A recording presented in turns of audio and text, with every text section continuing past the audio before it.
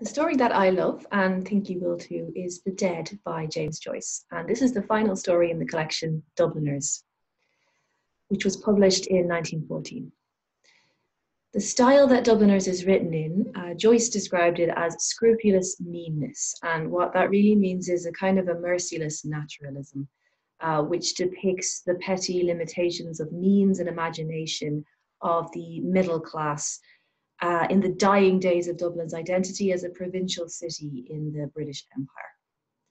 So The Dead is the final story, and each story in the collection hinges on an epiphany, which is a sublime and a sometimes painful revelation of some kind of a truth. And The Dead ups the ante on this theme by being set on the 6th of January, which is the Feast of the Epiphany.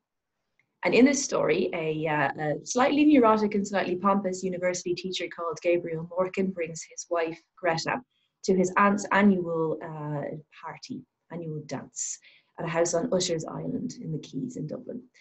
And the party itself is filled with incredible portraits of sort of ordinary people who all seem to be on the cusp of death or of extinction or fading. And there's also a lot of dancing, there's a lot of singing, and a lot of reminiscing, and this very beautiful portrait of a sort of a down at heel gentry or a down at heel nobility of an era which is passing even as the story is being written.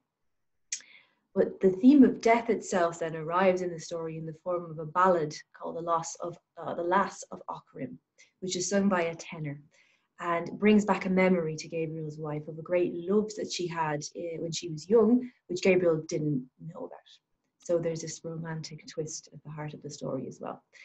The story finishes most famously with a great soaring, very beautiful aerial image of Ireland under snow, which is the point at which, as John McGarren said, the prose finally starts to draw attention to itself.